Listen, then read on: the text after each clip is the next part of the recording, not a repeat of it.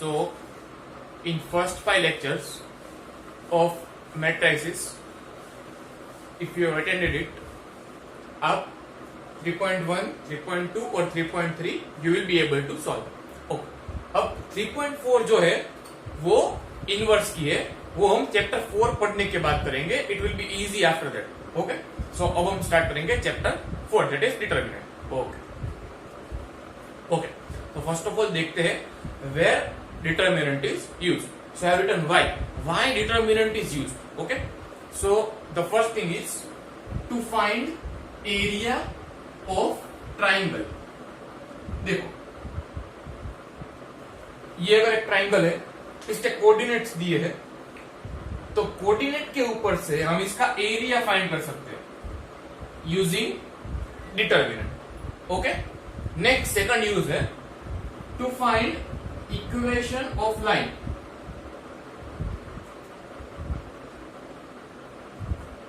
That is, देखो एक line है, उसके ऊपर 2 पॉइंट्स, उसके कोऑर्डिनेट्स दिए हैं, तो वो 2 पॉइंट के कोऑर्डिनेट के ऊपर से हम इक्वेशन ऑफ लाइन फाइंड कर सकते हैं.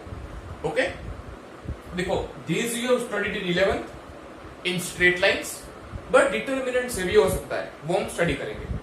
और ये आपने 10th में पढ़ा है कि एरिया ऑफ ट्रायंगल कैसे फाइंड करते हैं. ठीक है, वो भी डिटर्मिनेंट से होता है, वो भी हम देखेंगे. ओके ओके, तो व्हाट इज डिटर्मिनेंट? डिटर्मिनेंट क्या है? Determinant is a fixed value associated with square matrix. इसका मतलब, पहले तो डिटर्मिनेंट हमेशा स्क्वायर मैट्रिक्स होना चाहिए. इसका मतलब नंबर ऑफ रो और नंबर ऑफ कॉलम सेम होनी चाहिए. तो I am drawing it here. देखो 1 2 3 4. ओके, ये हो गया आपका मैट्रिक्स. कितनी रो है, कितनी कॉलम है? 2 क्रॉस 2 का ऑर्डर है, 2 रो 2 कॉलम है. अब अगर इसे आपको डिटर्मिनेंट बनाना है तो इसे ऐसे लिखते हैं. I am writing it here. देखो,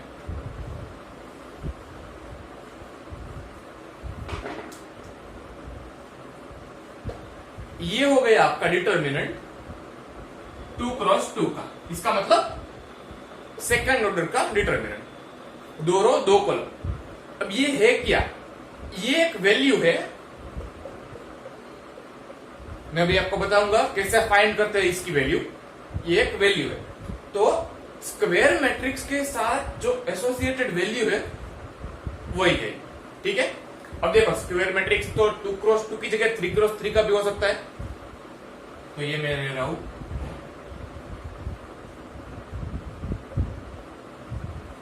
ये भी बन गया डिटर्मिनेंट. तो ये एक्चुअली है क्या? It is just a value. Okay, और अब ये वैल्यू कैसे फाइंड करते हैं that we will see. First of all we will see that 2 cross 2 की वैल्यू कैसे फाइंड करते हैं, और उसके बाद 3 क्रॉस 3 की. ओके, तो we are taking a 2 cross 2 determinant that is A B C and D. देखो मैंने क्या बोला आपको कि ये एक वैल्यू ही है, तो इसकी वैल्यू क्या है? इसकी वैल्यू है AD. देखो ये क्रॉस माइनस BC, इसकी वैल्यू है AD माइनस BC. ठीक है, तो न्यूमेरिकल्स देखते इसके ऊपर. देखो अगर ये है आपका 6 7 8 9, तो इसकी वैल्यू क्या होगी? देखो इसमें A है 6, B है 7, C है 8, D है 9, तो इसकी वैल्यू होगी AD. तो 6 9 minus BC, minus B 7 C 8, 9 multiply 6 54, 7 multiply 8 56, 54 minus 56. सो ये हो गई वैल्यू. तो अगर ये मैट्रिक्स आपको दिया है तो इसकी एक्चुअल वैल्यू है -2 और इसकी वैल्यू है AD माइनस BC. तो अब आप 2 क्रॉस 2 मैट्रिक्स की वैल्यू निकाल सकते हैं. एक और एग्जांपल देखते हैं. देखो -1 -2 3 और 4. देखो try to get the values of A, B, C and D. So A is -1, B is -2, C is 3 and D is 4. AD minus BC, देखो मैंने एक फॉर्मूला बता दिया आपको. You just have to find the value of A, B, C and D and put in the formula. So AD, A, D minus B -2, C 3 -4, ये हो गया minus minus plus 3 to the 6, सो ये हो गया आपका 2. तो ये डिटर्मिनेंट की वैल्यू क्या है? You get it? Okay. Now we will find the value of 3x3 determinant. देखो मैंने एक 3x3 डिटर्मिनेंट लिया है. लेटर से इसकी वैल्यू है डेल्टा. ये है 3x3 डिटर्मिनेंट. अब इसके कुछ स्टेप्स है कि वैल्यू कैसे निकालते हैं, उसके स्टेप्स है. तो देखते हैं स्टेप्स क्या है. देखो first select row and column. देखो इसमें 3 रो है, रो 1, रो 2, रो 3 और 3 कॉलम है, कॉलम 1, कॉलम 2, कॉलम 3. तो कोई भी एक सिलेक्ट करना है, या रो 1 या रो 2 या रो 3, या फिर कॉलम 1, कॉलम 2 या कॉलम 3. तो देखो इसकी वैल्यू हम निकाल सकते हैं by 6 different ways. Okay, I will show you each way. Okay, देखो फर्स्ट रो 1 लेते हैं. रो 1 के एलिमेंट्स लो, राइट इट्स एलिमेंट. रो 1 के एलिमेंट्स लिए हैं A, B और C. अभी hide every element, hide every element. देखो तो A है, उसको हाइड करते हैं. देखो तो क्या आता है, if you hide that, if you hide this, then you will get this 2x2 matrix. ये अगर आप हाइड कर दो तो आपको मिलेगा E, F, H और I. ओके, सब एलिमेंट में ये प्रोसीजर करेंगे. B को हाइड कर देते हैं. देखो हाइड कैसे करना है, B जहां पर है वो रो और वो कॉलम निकाल देनी है. तो देखो B यहां पर है तो वो रो और वो कॉलम निकाल देनी है. तो बचेगा D, G, F, I. ये बच गया आपका D, G, F, I. फिर C निकाल देते हैं. D, E, H, D, E, G, H. देखो ओके, यहां पे होगा D, F, O. C के बारे में बात करते हैं. C के रो और कॉलम निकाल देते हैं. तो हो गया D, E, G, H.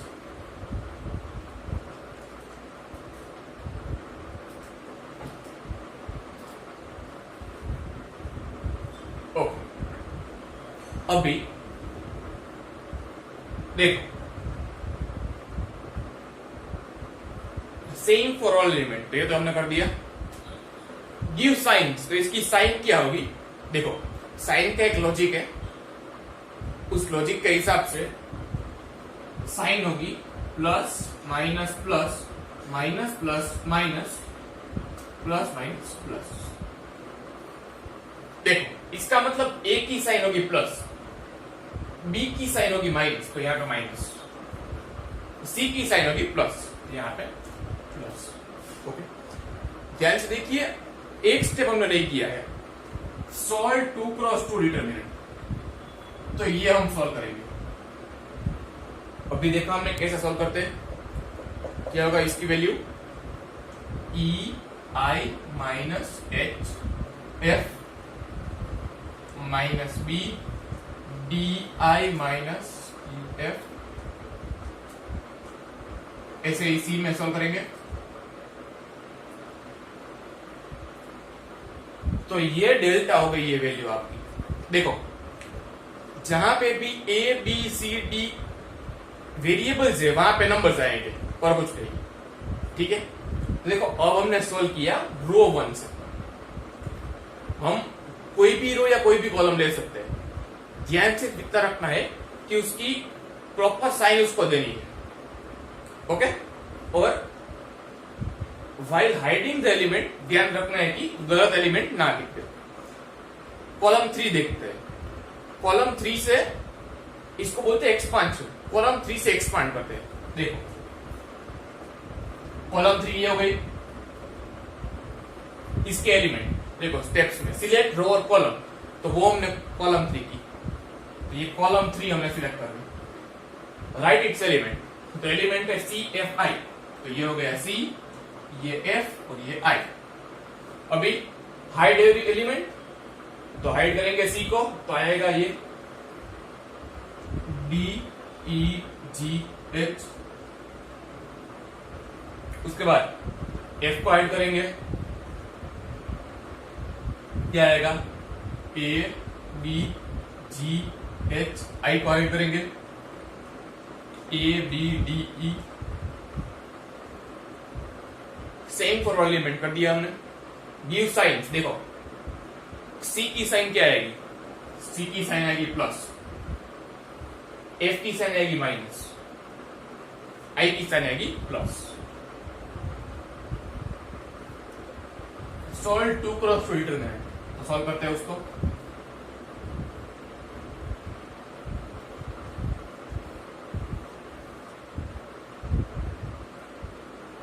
देखो मैं सिर्फ 2 क्रॉस 2 को सॉल्व कर रहा हूं।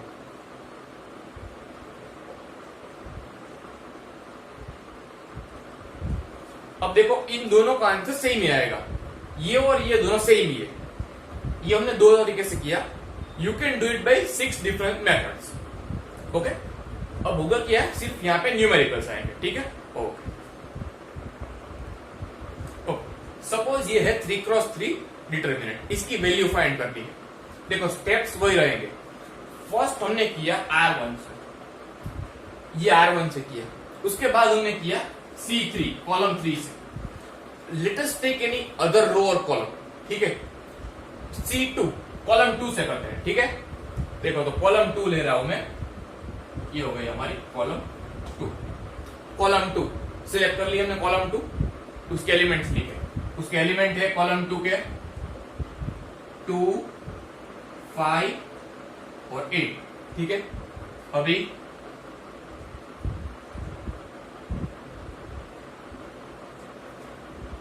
राइट इट्स एवरी एलिमेंट लिख दिया। हाइड एवरी एलिमेंट, देखो 2 हाइड करो, ये 2 और 8, तो 4, 6, 7, 9। 5 हाइड करो। देखो हाइड करोगे तो 4 एलिमेंट्स बचेंगे, उसका मैट्रिक्स 2 क्रॉस 2 बन जाएगा, उसका डिटर्मिनेंट 2 क्रॉस 2 बन जाएगा, ठीक है। अभी 8 हाइड करो, 1, 3, 4 है, ठीक है। अब देखो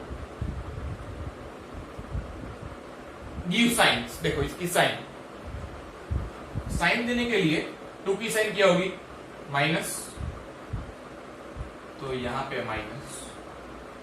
5 की साइन प्लस, तो यहां पे प्लस। 8 की साइन माइनस हो गई, अभी यहां पे -2, ठीक है।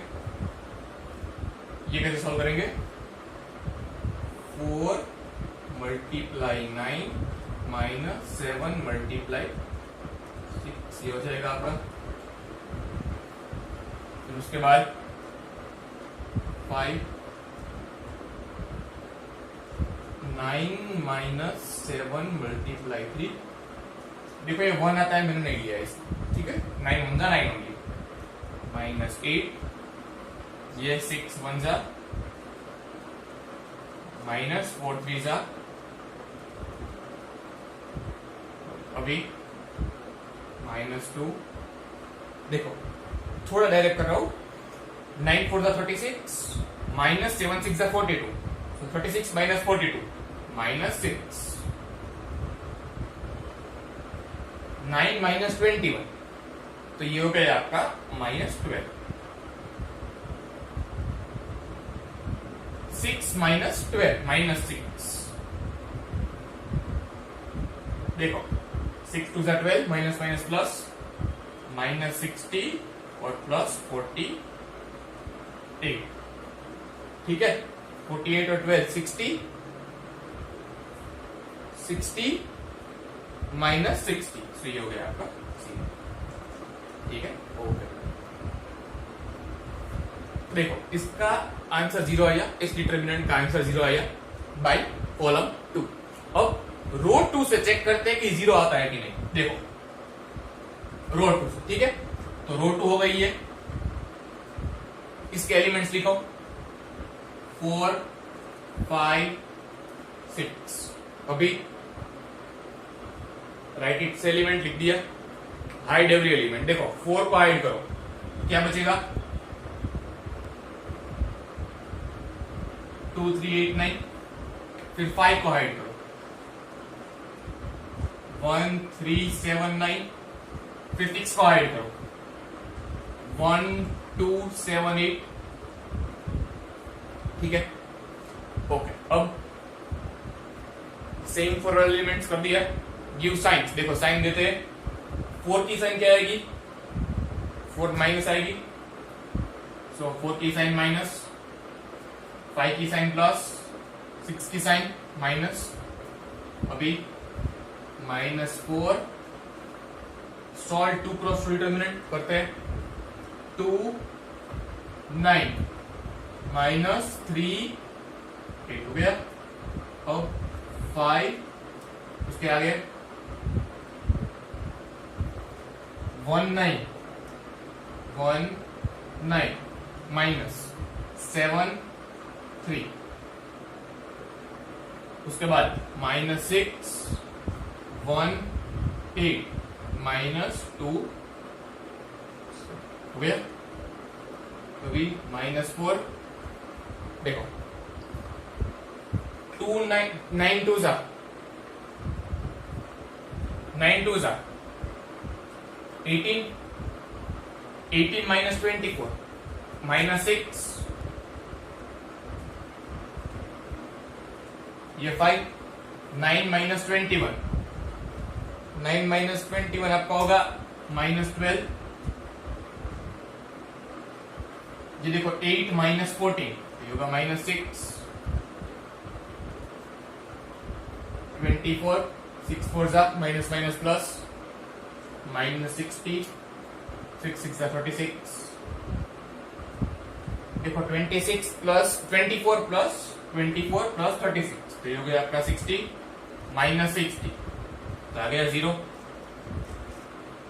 इसका मतलब चाहे आप कोई भी रो या कॉलम से एक्सपांड करें, चाहे आप आंसर लेने के लिए कोई भी रो या कॉलम यूज करें, your answer will be same. Okay, तो आपको अभी 2 क्रॉस 2 और 3 क्रॉस 3 डिटरमिनेंट की वैल्यू फाइंड करनी आ गई।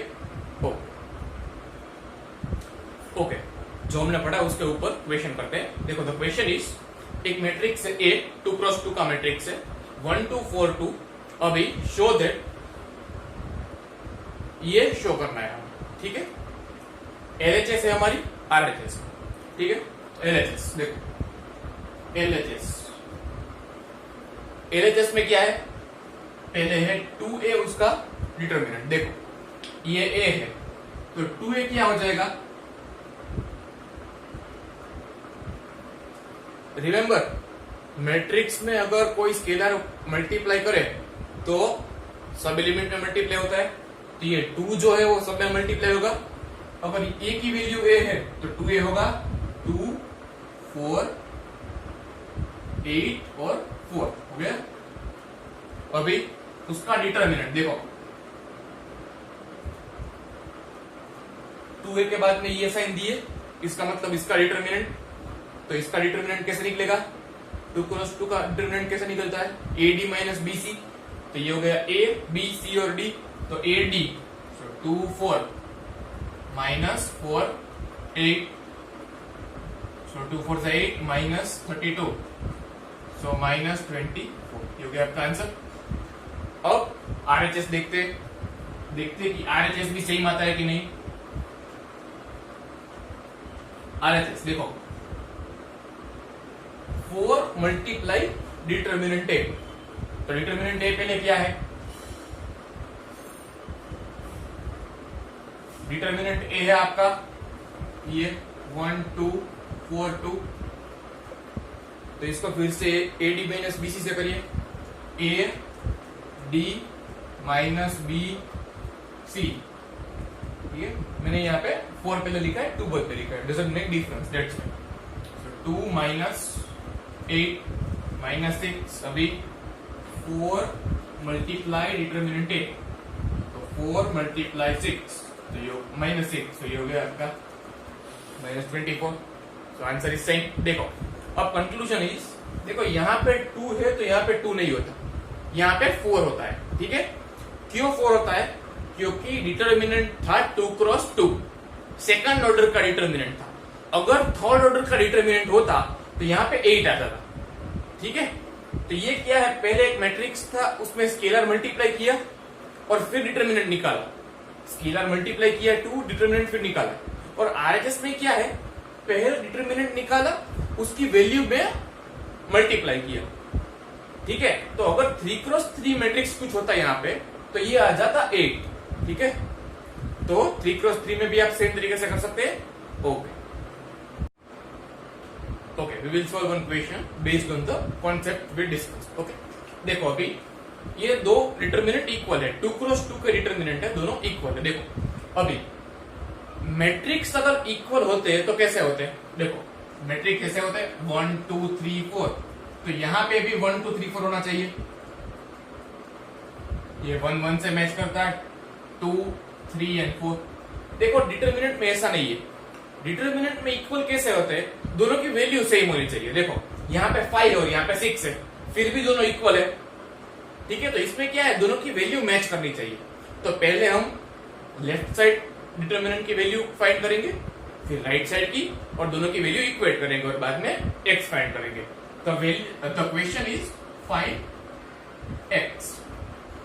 ओके, अब लेफ्ट साइड वाला डिटर्मिनेंट कैसे ओपन करेंगे, 2 multiply 1 AD minus BC, that is y multiply 4। अभी राइट साइड वाला AD minus BC, values put करता हूं,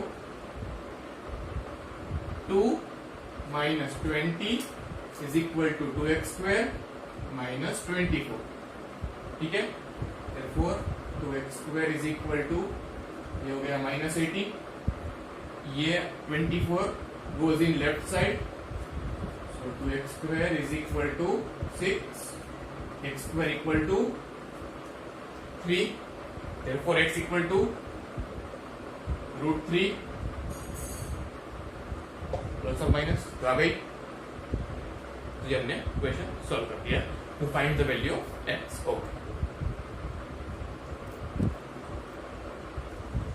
okay, so after watching this lecture you will be able to solve exercise 4.1. Solve exercise 4.1. If you have any doubt in there, you can ask me. Okay. Next time we will start exercise 4.2 and its concepts. Okay.